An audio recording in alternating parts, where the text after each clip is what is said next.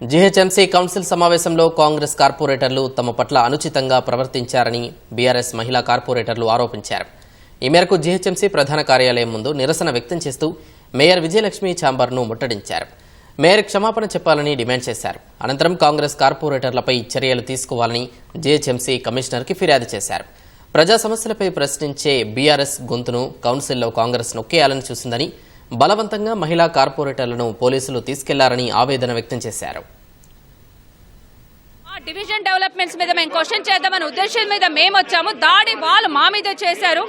Gents అయిన corporators ఇద్దరు దాడి చేసిన వాళ్ళనేమో లోపల కౌన్సిల్లో పెట్టి అదే మహిళా కార్పొరేటర్స్ వాళ్ళ మీద దాడి చేయించేసి బయట కూర్చోబెట్టడం ఇది ఎంతవరకు న్యాయమని సమన్వయమని ఈ రోజు కమిషన్ క్వశ్చన్ చేద్దామనే ఉద్దేశం మీద ఈ రోజు రావడం జరిగింది. ప్రతి గొడవలు అవుతాయి, ప్రతి ఒక్కరు పోడియం దగ్గరకు పోతాము. కౌన్సిల్ బాయ్కాట్ ఎందుకు నిన్న బాయ్కాట్ చేయలేదు? మన స్ట్రెంథనింగ్ ఉంది, BRS party strengthening. BRS party corporators లేకుండా నిన్న కౌన్సిల్ ఎలా జరిపిందో దానికి వివరించాలని చెప్పి మా పైన మహిళలపై దౌర్జన్యం చేయడం, దీనికి కారణం ఎవరు? మేయర్ గారు. అది ఏదైతే కౌన్సిల్ జరిగిందో దాన్ని మేము ఒప్పుకోవట్లేదు. మెజార్టీ పీపుల్ మేము ఉన్నాం, కార్పొరేటర్ 42 మంది కార్పొరేటర్లు అధికంగా మేము ఉన్నాం, ఎమ్మెల్యేలు మేము ఉన్నాం, సిటీ ఎమ్మెల్యేలు కాబట్టి మేము తీవ్రంగా ఖండిస్తాం. అదేవిధంగా ఈరోజు మేయర్గా ఉంటే మేయర్గా కలిసి ఒక వినతి పత్రం ఇవ్వాలని మళ్ళీ రావడం జరిగింది.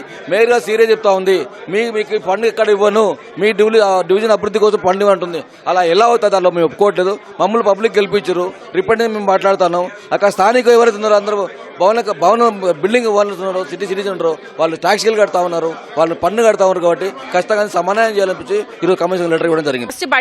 బడ్జెట్ వద్దు, ఫస్ట్ మాకు క్వశ్చన్ ఆర్ పెట్టుకుందాము. ఎందుకంటే ప్రజా సమస్యలు చాలా ఉన్నాయి, వారి తరఫున మేము అడిగే క్వశ్చన్స్ చాలా ఉన్నాయి. సో ఫస్ట్ మనం క్వశ్చన్ ఆర్ పెట్టుకుందాం, తర్వాత బడ్జెట్ పెట్టుకుందాము. ఎందుకంటే లాస్ట్ 1 yearలో ఇచ్చిన బడ్జెట్ కూడా ఎక్కడ యూజ్ చేసాం? ఒక్క వర్క్ కూడా ఏ డివిజన్లో కూడా ఒక వర్క్ కూడా కాలేదు. ఆ బడ్జెటే ఇంకా మనం అసలు ఎక్కడ యూజ్ చేసామనేది తెలియకుండా ఇప్పుడు మళ్ళీ ఇంకో బడ్జెట్ ప్రవేశపెట్టి దాని గురించి డిస్కషన్ చేసే కంటే ప్రజా సమస్యల మీద మనం మాట్లాడుకుంటే చర్చించుకుంటే బాగుంటుందని చెప్పి మేము రిక్వెస్ట్ చేసి ప్లకార్డ్స్ పట్టుకొని మేము పోడియం దగ్గర నుంచి కాంగ్రెస్ కార్పొరేటర్స్ వచ్చి మా చేతుల్లో నుంచి ప్లకార్డ్స్ గుంజుకొని అవన్నీ మమ్మల్ని మార్షల్స్ వచ్చి లాక్కెళ్ళడం ఇదంతా కూడా ఫస్ట్ టైం జరిగింది. నిన్నటి రోజు ఈ చరిత్రలోనే ఒక బ్లాక్ డేగా మేము భావిస్తున్నాము.